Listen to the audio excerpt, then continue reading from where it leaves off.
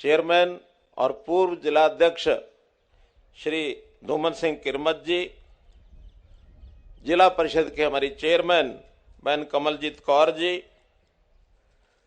Chairman government life stock board Shri Dharamvir Mirzapur जी,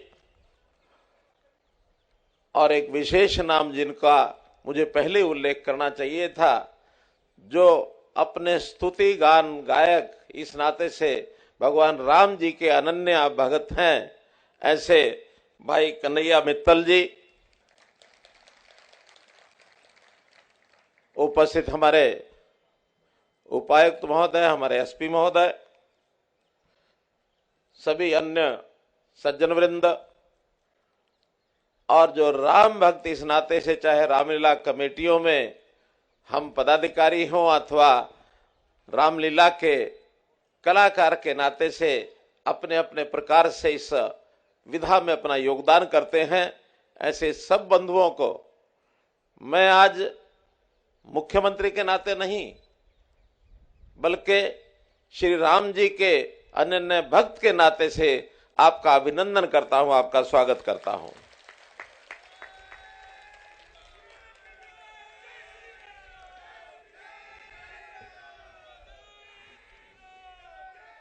साथियों, ये राम जी का अपने आप में नाम ही इतना बड़ा है, शब्द है केवल 2 अक्षर का रा और म। कितनी ताकत है इस शब्द में। हम पूरी जब रामलीला की ये सारी वर्णन सुनते हैं, उसकी कथा कहानी जब हमारे सामने आती है, तो जिस पत्थर के ऊपर रा और मैं लिख दिया जाए, वो पत्थर पानी में डूबता नहीं है, तैरने लग जाता है।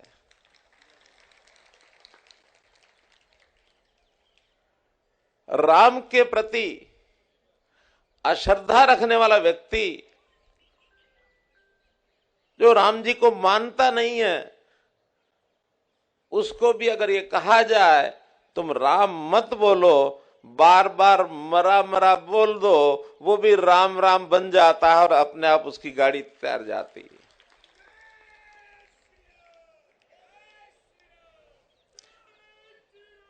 ऐसे राम जी के नाम से हम जो प्रदेश भर में नहीं बल्कि रामलीलाएं तो समुद्र से लेकर हिमालय तक पूरे देश में होती है, न केवल देश में होती बल्कि विदेशों में भी रामलीलाओं का मंचन होता है।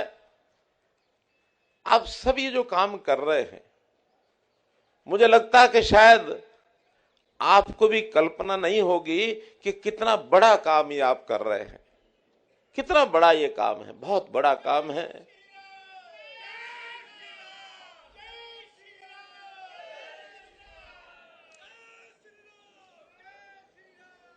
सदियों से अपने समाज के लोगों को संस्कारित करना, अपनी संस्कृति के साथ जोड़े रखना, उनके जीवन को कैसे सुधारा जाए, उनके जीवन में कोई कमी ना आए, न्यूनता ना आए, बुराई ना आए, कैसे उनको इस प्रकार के व्यसनों से बचाया जाए, इसमें रामलीला की बहुत बड़ी भूमिका है, बहुत बड़ी भूमिका है। जब रामलीला के मंचन के समय जो पात्र होते हैं, रामलीला के जो कलाकार होते हैं, जब वो निकलते हैं किसी यात्रा के माध्यम से अथवा मंच पर पहुंचते हैं, जब उनका पूजन होता है, तो उस समय किसी व्यक्ति के मन में यह नहीं आता है कि इस पात्र का नाम तो राम कुमार है, रमेश कुमार है या कोई और है।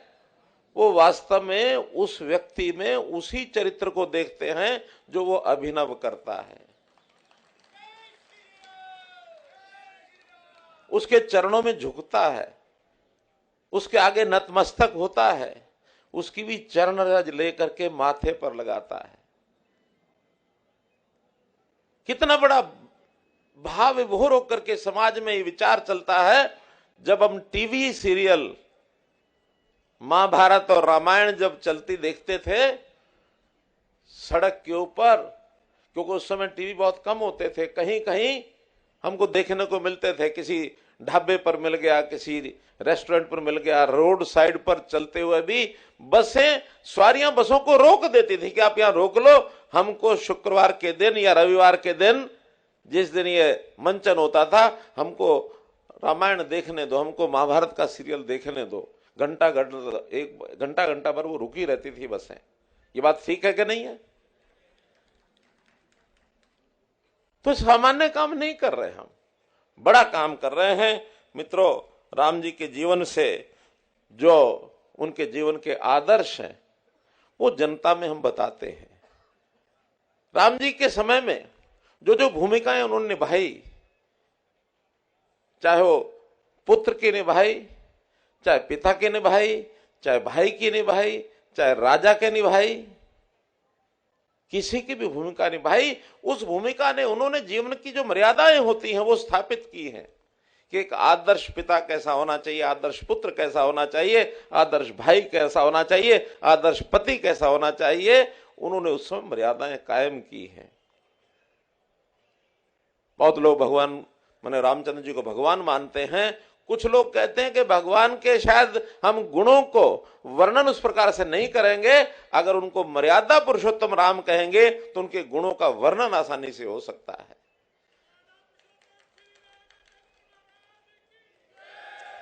तो मित्रों, भगवान राम जी के बारे में कोई बोलना इतना आसान भी नहीं है और कोई कम शब्दों में, कम बातों में रखा भी नहीं जा सकता है।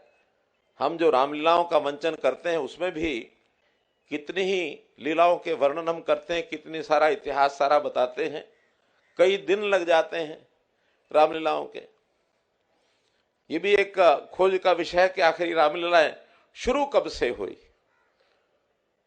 कुछ लोग तो कहते हैं कि भगवान राम जी के समय ही, जब वो अयोध्या से श्रीलंका गए थे, तो उनके जाने के बाद उनके बचपन की लीलाएं उन 14 वर्षों में अयोध्या में भी होने लग गई थी कि राम जी को याद करने का क्या तरीका, उनके बचपन की लीलाओं को दिखाओ।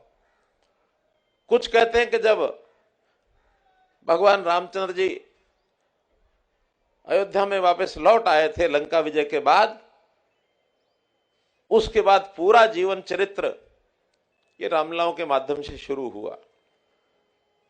कुछ लोग कहते हैं कि 200-300 ईसा पूर्व की जो शताब्दी, बीसी जिसको कहते हैं, जब महर्षि वाल्मीकि जी ने रामायण की रचना की थी, उस समय से ही और रामलीलाएं होनी शुरू हुई थी। एक जगह मैंने पढ़ा कि रामचंद्र मानस जब गोस्वामी तुलसीदास जी ने लिखा, उसके बाद आज का जो स्वरूप रामलीलाओं का है उसके बाद शुरू हुआ। ऐसा एक स्थान पर एक वर्णन आता है कि जब तुलसीदास जी का उनका जन्म हुआ था 1534 में, 1534 में उनका जन्म हुआ, तो बाद में उन्होंने सन्यास ले लिया। उनकी कहानी सन्यास लेने की तुलसी जी के हमको पता ही है। सन्यास लेकर के और वो भक्ति भाव से और अयोध्या में चले गए। सरयू किनारे राम भक्ति में लीन वो रहते थे, लेकिन एक ऐसी समाधि, एक ऐसे महासंत की वहां एक समाधि बनी थी जिसके बारे में ये पता था कि प्रभु रामचंद्र जी के बारे में बहुत कुछ जानते हैं। उनके सामने दंडवत हो जाते थे, प्रतिदिन भोर में जाते थे, बैठ करके साधना करते थे, दंडवत होते थे, इच्छा रखते थे कि इन सन्यासी का साक्षात्कार हो जाए, महासंत का। महीनों महीने साधना करने के बाद एक दिन प्रातःकाल ऐसा पता लगा कि वो जो संत थे वो प्रकट हो गए और तुलसीदास जी के पास आकर के बोले कि बेटा, तुमने बहुत साधना की है, मैं भी पहचान गया हूं कि तुम्हारे मन में राम भक्ति इतनी ज्यादा है, मैं भी राम भक्त और समाधि में लगा हूं। अंतर इतना है कि मैं राम भक्त की परंपरा को लेकर के चला आ रहा हूं, यहां तक पहुंचाया मैंने, लेकिन मेरी चिंता है कि राम जी के जीवन को आगे बढ़ाने के लिए उनके जीवन पर कुछ लिखा जाए। मैं लिख नहीं सकता, आप लिख सकते हो। और उनकी लीलाओं को प्रदर्शित किया जाए। और इसके लिए आशीर्वाद स्वरूप मैं आपको 4 चीजें देता हूं जो मेरे पास सुरक्षित हैं और उसी समय की हैं, भगवान राम जी के समय की। कि राम जी का मुकुट है मेरे पास, राम जी का धनुष बाण है मेरे पास, राम जी का एक कमंडल है मेरे पास और राम जी की खड़ाऊ है मेरे पास। तो ये चारों चीजें कहते हैं कि वो महासंत ने तुलसीदास जी को और उपहार में दे दिए, आशीर्वाद स्वरूप दे दिए। उनका कि ये 4 चीजें तुम्हारे पास जब आएंगी तो भगवान राम जी का पूरा जीवन चरित्र अपने आप तुम्हारे कपाट में आ जाएगा, अपने आप कपाट में आ जाएगा। और अब तुम्हारे जिम्मे एक ही काम है कि तुम्हें रामचंद्र मानस के रूप में लिखना है, रामायण लिखनी है और रामलीलाओं का एक मंचन करने के लिए एक पुस्तिका लिखनी है। तो कहते हैं सन 1618 के अंदर उन्होंने इस प्रकार का रामायण रामचंद्र मानस लिखने का काम पूरा कर लिया था। और फिर 1621 में काशी नरेश के पास वो पहुंचे और उन्होंने कहा कि ऐसे ऐसे सारी कहानी सुनाई और उन्होंने जो सारा लिखित वर्णन वो सारा उनको सौंप दिया। और उसके बाद काशी नरेश ने 1621 में पहली रामलीला, विश्वव्यापी रामलीला जिसको कहते हैं, वो उस समय शुरू कराई, जो स्वरूप आज चलता है। इसके बाद फिर काशी जी में भी शुरू हुई, अयोध्या में शुरू हुई, चित्रकूट में शुरू हुई, उत्तर प्रदेश के शहर शहर में शुरू हुई और सारे देश में फैलते फैलते अगले 50, 60, 100 साल के अंदर रामलीलाओं का विस्तार हो गया। आज हरियाणा में भी ऐसा मुझे जानकारी दी गई है, लगभग 300 से ऊपर, क्यों 325 के लगभग रामलीलाएं होती हैं। 325 ये तो जो मुख्य रामलीलाएं, जो रजिस्टर्ड रामलीलाएं हैं, हर शहर के अंदर कहीं 10, कहीं 5, कहीं 15, कुछ कस्बों में होती हैं, गांव में होती है, लेकिन कुछ ऐसी भी हैं गली मोहल्ले में बच्चे भी करते हैं, गली मोहल्ले में छोटे छोटे ग्रुप भी करते हैं। जब रामलीलाएं होती हैं तो एक बड़ा एक वातावरण उसका बनता, राममय हो जाते हैं सब लोग। तो इस नाते से जो आप काम कर रहे हैं, हो सकता है इसमें सरकार की ओर से जितना सहयोग होना चाहिए वो ना हो सकता हो, फिर भी जहां कहीं हमारे लोग जाते हैं, आपकी आवश्यकता के हिसाब से, आपकी डिमांड के हिसाब से कुछ ना कुछ योगदान जो करना होता करके आते हैं। ऐसे अवसर पर मैं जरूर घोषणा कर सकता हूं कि आपको किसी प्रकार की कठिनाई जिसको सरकार दूर कर सकती है, ऐसी कोई कठिनाई नहीं आने दी जाएगी। भरपूर आप बढ़िया ढंग से अपनी रामलीलाओं को आगे बढ़ाओ।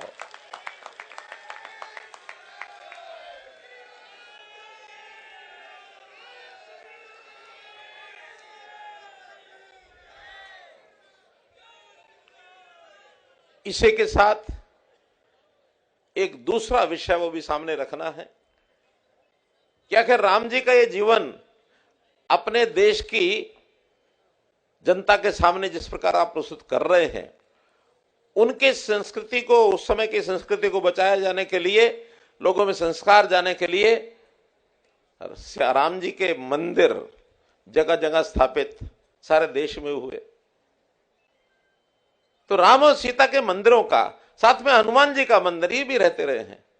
एक बहुत बड़ा विस्तार देश में है, वहीं अयोध्या जी में जहां राम जी का जन्म हुआ था, वहां का जो मंदिर है 16वीं शताब्दी में मुगलों के राजाओं ने उसको ध्वस्त कर दिया। बाबर ने उसको ध्वस्त किया था 500 साल पहले।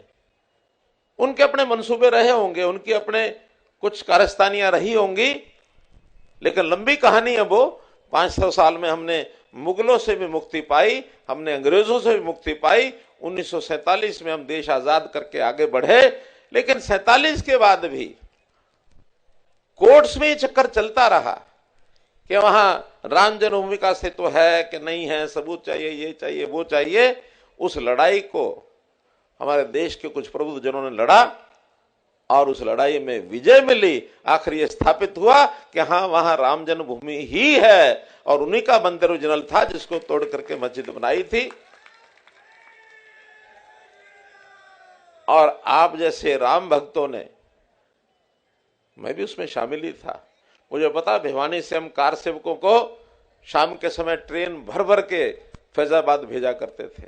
ये 1980, 82, 85 में जब ये आंदोलन चले थे, तो सबने मिलकर के इस प्रयत्न को इतना ज्यादा एक आक्रामक बनाया। उधर सुप्रीम कोर्ट ने भी सहयोग किया और उसका निर्णय हुआ और वहां पर एक भव्य राम मंदिर जी का एक निर्माण होना चाहिए और उसके नाते से हर प्रकार की तैयारी पूरी हो गई है। अभी राम मंदिर का निर्माण चल रहा है और जो दिन बताया गया है कि 22 जनवरी 2024 राम मंदिर का उद्घाटन प्रधानमंत्री जी नरेंद्र मोदी जी करने वाले हैं। उस दिन फिर एक दिवाली, उसी प्रकार की दिवाली जब प्रभु रामचंद्र जी लंका विजय के बाद वहां आए थे, वैसी एक दिवाली 22 जनवरी को होगी। सारे देश भर में हमको ये दिवाली मनानी है, सारे देश भर में मनानी है।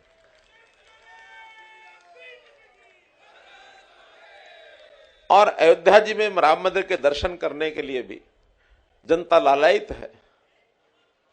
उतना ही इसमें ध्यान करना है कि 22 जनवरी के दिन, जिस दिन प्रधानमंत्री जी उद्घाटन करेंगे, उस दिन तो वहां बहुत सीमित लोग जाएंगे, वरना सारे देश के लोग वहां चल पड़े तो शायद वो कार्यक्रम भी अस्त व्यस्त हो सकता है। वो तो सीमित लोगों की एक सूची बनी है, वही जाएंगे, धर्माचार्य जाएंगे, कुछ प्रमुख लोग जाएंगे। जैसे उद्घाटन का कार्यक्रम हो जाएगा, उसके बाद हर दिन हजारों लाखों लोग वहां पहुंचने वाले हैं, उनकी व्यवस्थाएं वहां कर दी हैं।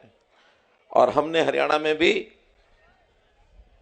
सामान्य व्यक्ति सब जाएंगे, लेकिन गरीब लोग और गरीब लोगों में जो बुजुर्ग हैं, उनके जाने के लिए भी एक विशेष जो पोर्टल लॉन्च किया है, जिसके बारे में बताया है कि 60 वर्ष की ऊपर के व्यक्ति जिनकी आय कम है, बीपीएल में आते हैं, उसके लिए फ्री योजना बनाई है कि उनका किराया नहीं लगेगा।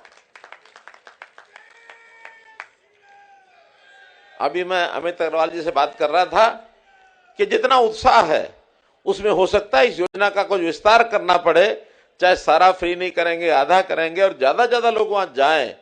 कुछ कम आयु के लोग भी जाना चाहते तो वो जाएं, तो इस नाते से योजना का विस्तार करेंगे। लेकिन अभी जो लॉन्च किया गया है, मुझे आज ही बताया कि आज प्रातःकाल उसकी बुकिंग शुरू की थी, तो एक बोगी की बुकिंग तो आज हो गई है, यही हो गई है। तो मैं इस बोगी के लिए तो कह सकता हूं, इसमें जो अयोध्या जाने वाले लोग हैं, 22 जनवरी के बाद जो पहला जत्था जाएगा, पहला जत्था इन्हीं सब लोगों का भेजेंगे, उसके साथ और कितनी बोगी होंगी उनको भेजेंगे। तब तक विस्तार से योजना बन जाएगी। आप लोग जरूर जाइए। एक विषय तो ये है। इसी के साथ दूसरा विषय कि आखिर जैसे मैंने बताया कि राम जी के भक्त होने के नाते हमारा यह दायित्व तो बनता है कि हम हमारे युवकों को गलत दिशा में जाने से रोकें। आखिर ये युवा अगर गलत दिशा में चला जाता तो ये मानो कि अपने देश का, प्रदेश का भविष्य भी गलत रास्ते पर चल पड़ेगा। वो युवा जो व्यसनों में फंसता है, खुद तो समाप्त होता ही होता है, उसके परिवार के लोग भी एक दुर्दशा की तरफ चल पड़ते हैं। तो हमने देश भर में, प्रदेश भर में यह अभियान चलाया कि ऐसी सामाजिक समस्याओं से लड़ने के लिए सरकारें तो अपना कोशिश करेंगी ही, लेकिन सामाजिक लोग भी, एनजीओ, संस्थाएं, इनको भी आगे आना चाहिए। उदाहरण के लिए मैं आपको बता सकता हूं, हरियाणा में सबसे पहला ऐसा अभियान हमने 2015 में शुरू किया था। प्रधानमंत्री जी स्वयं आए थे 22 जनवरी 2015, पानीपत की धरती पर बेटी बचाओ बेटी पढ़ाओ अभियान उन्होंने शुरू कराया था। और उसका लाभ कितना हुआ। जिस प्रदेश को बेटी मारने वाला प्रदेश हरियाणा को कहा जाता था सारे देश में, उसी प्रदेश को आज संज्ञा मिली है कि बेटियों को बचाने वाला प्रदेश अब हरियाणा प्रदेश बन गया है। जो जेंडर रेशो उस समय 871 थी, वो आज बढ़कर के 932 हो गई है। संतुलन जो है वो ठीक हो गया है। अब वो समस्याएं नहीं रही जो पहले कभी कहा जाता था कि हरियाणा की ये समस्या है। वैसे ही ये नशे की समस्या, ये भी अपने पैर फैला रही है। ये भी पहले पंजाब में बहुत ज्यादा दुर्दशा हमारे युवकों की हुई, हमारे बॉर्डर एरिया पर पहले आई। अब तो कहीं कहीं से समाचार हमको मिलते हैं, फरीदाबाद के, हमको करनाल के, हमें यमुनानगर के, वहां के भी समाचार मिलते हैं कि युवकों में लत बढ़ती जा रही है। कैसे हमको अपने आप को ठीक करना है। युवकों को जन जागरण के नाते पहले जन जागरण करना है। हमारे जो मंचीय कार्यक्रम होते हैं वहां तो उसे तो आह्वान करेंगे ही, लेकिन मंचीय कार्यक्रम तो रामलीलाओं के साल में एक बार ही होते हैं। अन्यथा भी सामाजिक व्यक्ति होने के नाते हम जगह जगह जहां भी काम करते हैं वहां से युवकों को भी, बाकी समाज के सब लोगों को आह्वान करना चाहिए कि इससे शरीर भी खराब है, मन भी खराब होता है, इससे बुद्धि भी खराब होती है, इससे परिवार के बाकी लोग भी, उनका भी बहुत नुकसान होता है और जिसके कारण से समाज पर एक खतरा मंडराता है। अब ये जागरण करना एक बात है, लेकिन जो लोग इसमें फंस चुके हैं उनको भी, उनसे घृणा नहीं करनी है। सहानुभूतिपूर्वक किसी भी कारण से गलती कर बैठा है, लेकिन उस व्यक्ति को वापस ला करके मुख्य धारा में लाने के लिए हमने डी एडिक्शन सेंटर, सरकार ने भी, संस्थाओं ने भी ये शुरू किए हैं कि कैसे उस एक क्रम से उस नशे को छोड़े। उसका एक सिस्टम है, डॉक्टर्स लोग उसका ठीक से प्रचार, उसका उपचार भी करते हैं। वो छोड़े और छोड़ने के बाद उसको दोबारा से जिस काम में वो था उस काम के लिए कैसे तैयार किया जाए, परिवार में भी उसका सम्मान बढ़े। अगर उसको कोई आवश्यकता है किसी चीज की, रोजगार की, कुछ और है जिस कारण से निराश होकर तनाव से उसने नशा शुरू किया था, वो भी उसको तनाव दूर करने के लिए भी कुछ उसके साथ सहयोग करना पड़ेगा ताकि हम उसका रिहेबिलिटेशन, पुनर्स्थापित उसको कर सकें। और तीसरा उसमें पहलू है कि जो ड्रग्स के सप्लायर हैं, ये जो धंधा करते हैं, स्मगलिंग करते हैं इन चीजों की, इन चीजों पर भी रोक लगाने के लिए कानूनन उनको दंडित करना पड़ेगा। ओपी सिंह जी ने बहुत विस्तार से बताया है। हमने ओपी सिंह जी को यह काम स्पेशल दिया है, एक एडीजी लेवल के व्यक्ति को, कि प्रदेश में ऐसे सारी योजनाएं बनाएं, ऐसे लोग, उनका सामान पकड़ना सामान पकड़ें, उसको जब्त करके जलाना है जलाएं। पिछले 1 वर्ष में हमने जितना भी इनका मादक द्रव्य, मादक पदार्थ होते हैं, ऐसे मादक पदार्थों को 140 करोड़ के मादक पदार्थों को आग लगा के उनको खत्म किया है, 140 करोड़ का। और जो ऐसे कल्प्रेट, दोषी, जो इस धंधे में लगे हुए लोग, क्योंकि उनकी भी जान, जैसा कहते ना कि रावण की जान कहां थी, नाभि में, ऐसे ये जो इस प्रकार का गलत काम करने वाले स्मगलर टाइप और ये जो दोषी होते हैं, इनकी जान किस चीज में होती है? इनकी जायदाद में, इनकी प्रॉपर्टी में, इनके धन में। अगर इनकी जायदाद को ध्वस्त कर दिया जाए तो अगले दिन ये सोचेंगे कि मुझे क्या करना, हरियाणा में रहना कि नहीं रहना है। हमने इसमें भी 90 लोगों की प्रॉपर्टीज इनकी समाप्त की हैं, धराशायी की हैं, उनको उठा के जेल में भी डाला है। तो मित्रों, ये सब प्रकार के काम हमको करने हैं, उसमें आप लोग भी यदि सहयोग करेंगे, और मैं तो कहूंगा कि एक मैं टर्म दे रहा हूं, हम नशा मुक्त प्रहरी बने, नशा मुक्ति के प्रहरी बन करके, और ये सारे काम जो जो हम कर सकते करें, सरकार को सूचनाएं दें, और सूचना देने के बाद हम उनके खिलाफ जो काम करना होगा जरूर करेंगे। जन जागरण के नाते आप भी सब इसमें लगे रहें। तो कुल मिला के आज के इस अवसर पर मैं आप सब लोगों का अपना सम्मान करते हुए, और मैं ये आह्वान करूंगा कि हम अपने इस जो बीड़ा हमने उठाया है जन जागरण का, रामलीलाओं के माध्यम से, इसको और सुंदर ढंग से आगे उठाएं। अब जैसा मुझे बताया गया कि एक शपथ भी सब लोगों को लेनी चाहिए, जिसमें हम भी और हमारे और साथी भी उस शपथ के माध्यम से अपना निश्चय दृढ़ करें, ताकि हम नशा मुक्ति के नाते इस ओर आगे बढ़ सकें। तो एक बार सब अपने स्थान पर खड़े होंगे, और खड़े होकर के अपना दाहिना हाथ, बहुत जगह तो हम सामने करते हैं, मैं हमेशा कहता हूं और मजबूती लानी है तो अपने बाईं तरफ छाती पर रखो, दिल के ऊपर। हमारा दिल छाती में बाईं तरफ होता है, दिल के ऊपर रखो, ताकि हमारी जो शपथ है हमारे हमको झकझोर दे, हमारे अंदर वो शब्द पहुंच जाए, भावना पहुंच जाए। तो अपने दाहिने हाथ को बाईं और छाती के ऊपर, दिल के ऊपर रख करके हम शपथ लेंगे। मेरे पीछे बोलेंगे, हमें एहसास है कि हमारे देश में विशेष रूप से युवाओं के बीच नशीली दवाओं का दुरुपयोग बढ़ता जा रहा है, और ये चिंता का विषय है। हम शपथ लेते हैं कि हम नशीली दवाओं के दुरुपयोग की रोकथाम में सहयोग करेंगे। हम ये वचन देते हैं कि किसी भी प्रयोजन के लिए किसी भी प्रकार के हानिकारक अथवा अवैध पदार्थों का सेवन नहीं करेंगे।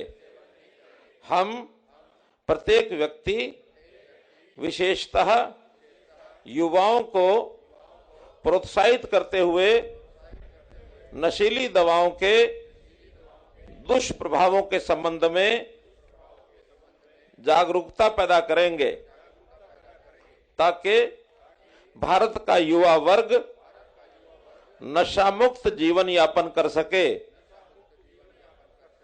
और वे समाज के रचनात्मक और महत्वपूर्ण सदस्य बन सके।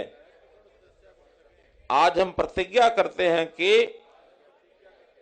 नशे से दूर रहेंगे और स्वस्थ जीवन यापन करेंगे, स्वस्थ जीवन यापन करेंगे। भारत माता की जय। बोलो जय श्री राम।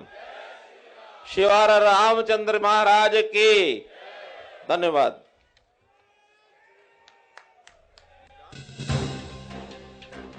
बहुत बहुत आभार।